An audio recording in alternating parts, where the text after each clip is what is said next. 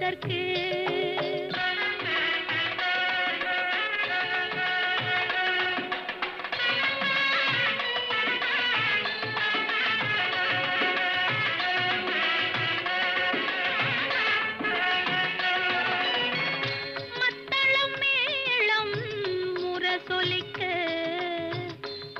சங்கம் நின்றாங்கே ஒலி இசைக்க